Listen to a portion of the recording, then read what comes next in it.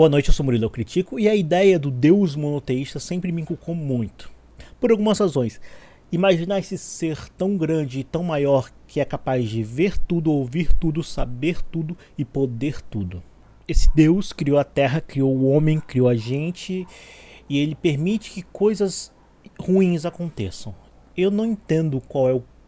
Até hoje, na verdade, depois de anos de igreja, eu ainda não entendi esse conceito de que se Deus vê tudo e ele é todo bom, por que coisas ruins acontecem. Algumas explicações dadas por Santo Agostinho, etc., é de que a partir do momento que a gente se afasta de Deus, a gente está mais próximo de cometer erros, porque errar é humano e perfeição é divina. No entanto, o próprio Deus bíblico, monoteísta, ele cria o diabo e ele sabe que será atraído por diabo e ele cria. Então, no grande esquema das coisas, ele criou a enganação. Ele também criou as coisas ruins do mundo. Ele também criou essas coisas ruins que acontecem todo dia. E nos deu livre-arbítrio para caminhar nelas. O que isso tem a ver com o Novíssimo Testamento? Tudo. Porque esses conceitos não param de passar da minha cabeça quando eu vejo isso. Nesse filme, é a filha de Deus. E ela, diante da falta de carinho, depois de ser maltratada mesmo, depois de ser até fisicamente machucada, ela decide vir para a Terra e reunir alguns apóstolos para espalhar uma certa palavra, tal qual o seu irmão fez. Eles várias vezes conversam sobre JC, o Jesus Cristo, que é o irmão mais velho da EA. E todo o filme se passa na busca dela por esses 6 novos apóstolos, 6 pessoas que vão estar junto com ela e vão ajudar a espalhar essa palavra. Primeiro vamos começar com Deus. Deus nesse filme ele é muito parecido com o Deus do Velho Testamento. Aquele Deus mais rabugento, o Deus vingativo. Ele brinca com as regras e com as coisas da vida porque ele está entediado e então ele cria catástrofes. E a EA tem esse mesmo princípio que eu tenho. Se Deus é bom em sua essência, por que catástrofes acontecem? Por que coisas ruins acontecem? E eu não consigo ter resposta. E nem a EA tem. A EA chega à conclusão de que Deus não é todo bom. Afinal de contas, se existe essa quantidade absurda de catástrofes acontecendo no mundo. Coisas ruins acontecendo nos leva a crer que nem tudo é bom. E a partir daí ela reúne esse grupo de pessoas quebradas, machucadas, como os apóstolos originais eram. Não vamos esquecer que a gente tinha... que Jesus andava com prostitutas, Jesus andava com gente doente. Não vamos esquecer que Jesus, inclusive, acho que foi Paulo, que era coletor de impostos, que era uma pessoa ruim e se arrependeu. Jesus não estava atrás dessas pessoas perfeitas. Inclusive o próprio Pedro nega Jesus 3 vezes. Jesus estava atrás dessas pessoas que podiam se arrepender e encontrar um caminho novo. E é sobre isso o Novíssimo Testamento, no final das contas. Mesmo que Deus nesse filme não seja bom, mesmo que ele não transmita cuidado, carinho, que ele passe a aura de ser um bom pai, isso não impede a EA de ser uma boa filha. Isso não impede a EA de ser uma boa Messias. E essas pessoas que ele encontra, uma entediada, um assassino,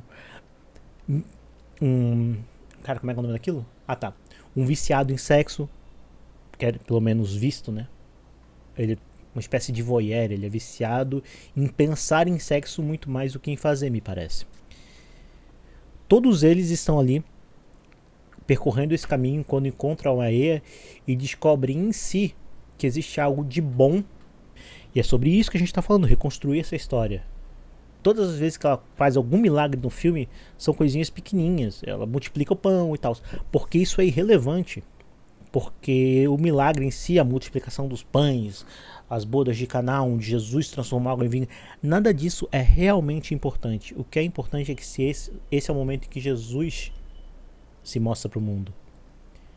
Esses são os momentos em que Jesus usa o poder dele para espalhar a sua palavra. E é a palavra que importa. Se Jesus tivesse feito todos se Jesus tivesse feito todos esses milagres e não tivesse dito nada, ele não seria relevante como ele é. Porque ele está aqui para espalhar uma palavra de carinho. Até no filme ele fala, Deus fala, que isso tudo é coisa do Jesus Cristo, não tem nada a ver comigo. Blá, blá, blá, blá, blá.